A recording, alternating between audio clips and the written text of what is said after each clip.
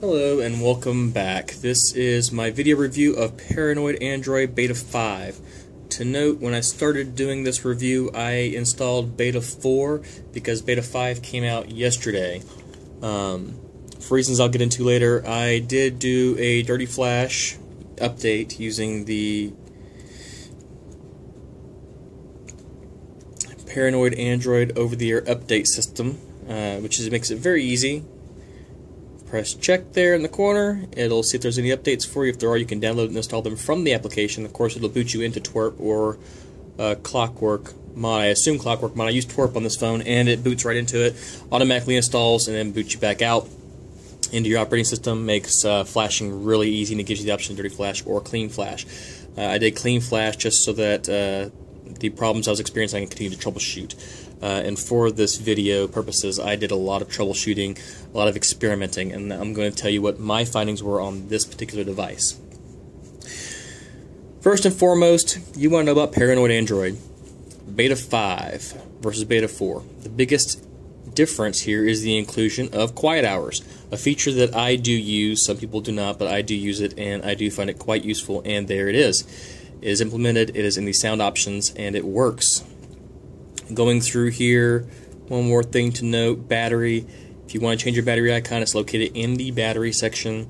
And if you're looking for your double tap to sleep on the status bar, it is located in the more section down here. Alright. Other inclusions in the Paranoid Android would be the lock screen blur, which is just see-through. There you go. So it works. I personally don't use it, but it's there. Looking at this ROM, let's talk about the biggest advantage of this ROM, and that's the kernel. Okay. Right now I am on the stock kernel from the developer Houston, or Houston, I never know how to pronounce it. It's got two N's at the end. Anyways, that being said, very talented developer. His form for this ROM is 514, 515, somewhere around there pages long, and growing. I've read every single page, believe it or not.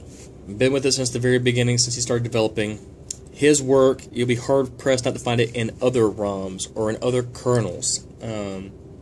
That's how well-known he is. He's probably 150 to 300 lines ahead of most other kernels right now, and that's just from what I understand. Of course, this is also the fact that he has the Verizon Variant's 4.4 stock kernel, version 17, that he has been experimenting with for over a month. And in that kernel, he himself has had to make 75 corrections that over mistakes that LG themselves made. So that should speak to how talented this developer is. And that's one reason to use this ROM. Now, I was experiencing issues with Beta 4 and some crashes, and we'll talk about that. And during that time, I did experiment with other kernels, Dr. 87s, and I tried Furnace kernel. I tried Furnace 1.5.1. I did get good results as far as from a performance and benchmark-wise from the Doctor's kernel on Beta 4. I did not use any kernels, new kernels, or different kernels with Beta 5, and the reason why is, as I explained before, because this kernel is so far ahead, and because you will have problems trying to use another kernel with this phone. You're better off just leaving it where it's at. Trust me, the difference between 2.4 gigahertz and 2.2 gigahertz with this new kernel, very minor, and I will show you that.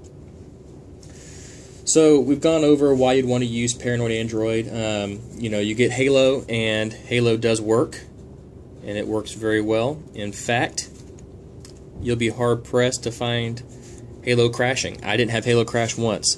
Of course, your quick tiles over here, you have access to these little toggles over here in the corner where you can switch your modes quickly without having to actually tap the icons. Okay, or the tiles, rather. Very nice. Immersive mode obviously works well. Other than that, you use Paranoid Android because you want that nice stock clean Android. You don't care about some of the other enhancements that other ROMs include. However, if you do want things like lock screen targets, you can get that through Expose using Dalvik. Just don't change it to Art. Bluetooth performance. Bluetooth for me did crash once. To note, I was on Beta 4 when that happened. When it crashed, it would not turn back on, is what it did. I had to reboot the phone. It did turn on after I rebooted it. It did connect after that, and it hasn't crashed since. It only happened once. Also to note with Bluetooth performance, I did notice a significant difference, at least perceptually and clarity-wise, that I could hear from A2DP streaming music over Bluetooth. The opposite side of that is the reason why I left Paranoid Android in the first place back in mid-December and started experimenting with the ROMs, and that is because it does not send the metadata to my head unit. It also now does not do text messaging, although it does prompt you when you connect it to support text messaging. It does not send text messages to the head unit, so it's kind of an odd thing there. Normally, if you get prompted, it works, and in this case, it does not. I've tried different things with it, and still, it will not send text messages to my Ford Touch. Kia Uvo, also a surprise there. It did not send metadata to Kia Uvo. Again, this was on Beta 4 that I used it with Kia Uvo, but assumingly Beta 5 wouldn't have had any difference, since the only thing I noticed with Beta 5 is sound clarity. And of course, text messaging didn't work with Kia Uvo. No surprise there. Wi-Fi, I did have two instances where Wi-Fi did crash, and when I say crash, by crash I mean it did not connect. So it happened enough that I find myself constantly checking and pulling down up there to see if Wi-Fi is connected, because when it crashes, it does not connect to networks, and I have to reboot the phone to get it to connect. If you try to manually connect it, it gives you an error and says it failed to connect. GPS, something else worth noting, GPS takes about 15 to 20 seconds to get a lock. Not necessarily abnormal, but it is a little bit longer than I'm used to, and in apps like Foursquare, you have to keep checking Foursquare to get an accurate location. If you try immediately to check in, it will find you 1.5 to 2 miles off of where you're actually at. Not a huge deal. If you don't use Foursquare, you really don't care. However, to note, I did test GPS with Google Maps. It does lock, again, 15 to 20 seconds. Once it locks, it holds a lock. It holds a lock, and it tracks very well. Compass works too. No problems using this as a navigation. Just give it a good few seconds for it to get a location on you, and it stays. Brightness is something else I want to note. Brightness. This is the first time on a Paranoid Android ROM, anyways, for the LG G2 that I've noticed that the brightness works really well. I cannot praise it enough.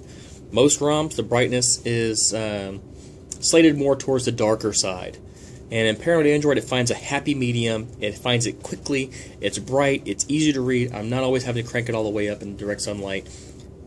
Very nice. Very welcome. Also, battery life. Battery life is phenomenal. It is stellar. It's great. It is noticeable. And that had happened sometimes too with the widget there. Don't worry about that. It's happened on the ROMs too. It's a super thing. But battery life, yesterday was the longest time I had it off the charger and out and about. And it was about 13 hours off the charger. Heavy usage, 3.5 hours. Well, actually, I think it was 3 hours and 45 minutes of screen on time, and I had 67% left. That's streaming music through Google Play Music. That's taking many phone calls. I live in Atlanta, as you can see there, so you know, we had a lot of preparations for this storm, because I'm sure nationwide everybody knows just how we failed this last time. Let's not have that happen again, right? So luckily I don't work in politics or government. I don't have anything to do with that, but on a site level I had a few things I had to do, and so it kept me on the phone for a bit for preparation. And again, like I said, 67% is great. Free RAM, you see there you got 1.1 or 1.08 gigs. I find it gets up to 1.2, no problem. Art versus Dalvik. I did try Art for a little while for you guys, and I did go back to Dalvik so I could accurately report problems. When you first install Beta 4, this is the benchmark you get, 7,933. On another run, 7,996, so pretty consistent there. When I was experimenting with kernels, Dr. 87's kernel, 9,473. Again, this is all Dalvik. And when the phone was cooled down to regular temperatures, it was 11,163. Speaking of temperatures, Beta 4 did tend to get hot. Beta 5 seems to have cooled off a good bit. In fact, I did some more testing, and I had to come back and redo this video because of that testing. Beta 5 performs a lot better with games. I found that it didn't get as hot and it didn't lock up like it did in my Beta 4 testing. Now, that's also another benchmark from Doctor's kernel 11636. Sorry. Beta 5, 10,480 on Dalvik. 10,480 from the 7,000 and some change that we just experienced between Beta 4 and Beta 5. That should show you how much differences in the kernel alone have been made between Beta 4 and Beta 5 that the developer is working on. And then with ART, 11,839. So you do get that performance increase that you expect from ART just because of how ART performs, but it's not really that significant. And honestly, this ROM is super fluid. I mean, very fluid. Theme support, there is no theme support. Again, immersive mode, as you can see, clearly works. DPI is set to 360. Something interesting to note, on most ROMs, when I set the DPI to 360, on most original Android ROMs, that is KitKat ROMs, when I reboot, I lose this bottom right-hand icon. And also, normally, there is 6 icons plus the app tray. At 360, I only get 4 icons plus the app tray. Not a big deal. In fact, I kind of like it better that way. It doesn't feel as crowded. But to note, this icon over here in the far right corner doesn't disappear when you reboot. A nice addition. Volume. Let me go ahead and just reboot this real quick. Just go ahead and show you how long it takes for it to reboot as well. While I'm at it, it doesn't hurt anything. Reboot. Okay. Something else I did notice between Beta 4 and Beta 5 too is this boot animation got smoother when it starts up. Volume, some of the users have been reporting that the volume is too loud, which is interesting because these are the same users that were complaining that the volume was too low in many of the previous builds. So there you have that. I did some testing, and honestly, as long as you don't turn it all the way up, which there is no real need to, I ride a motorcycle and use headphones, and my bike is loud, but even when I'm riding, I don't turn it all the way up. I found it to be quite acceptable. In fact, it was quite welcome. The volume is louder, and it doesn't seem like it's distorted, so it's nice. There's definitely been some work on the audio side. Other things I observed, I did have a few crashes, as I said, on Beta 4. Those crashes involved most of the time playing games, Real Racing and Angry Birds Go. I tested again on Beta 5, and it seems like they've gotten better. I was able to actually play a game in Real Racing. When I went to go exit Real Racing, it locked up. It froze, but it only froze for about 10 seconds, and then it came right into the launcher here, no problem. It didn't even redraw the launcher, so not a significant crash there. Probably just a slight hang. And in Angry Birds, it did not crash this time, so Beta 5 definitely has some differences. Also to note, on page 509 of the forums for this, I believe it is, 509, the developer makes some good points about voltages and devices, and every device is not the same.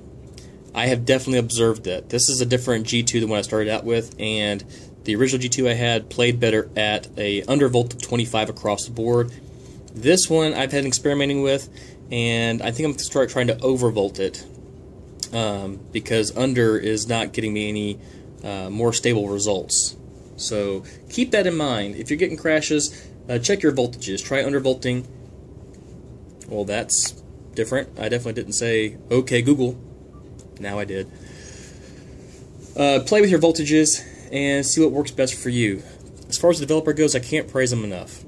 Again, you'd be hard-pressed to find a ROM that he hasn't had some kind of work in, where they haven't used portions of his kernel or portions of his code to get Android to work on these devices. As far as KitKat goes, original Android to work on these devices, he's excellent, very talented.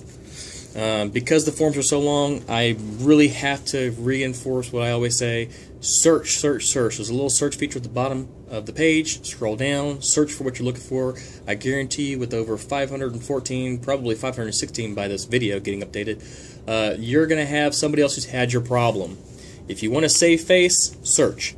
And don't ask about things like the LG remote or the LG camera APK or the Lenovo camera APK, because the development forums is for that. It's for development. It's for the developers, for the developer to determine what's working and what's not working on his ROMs.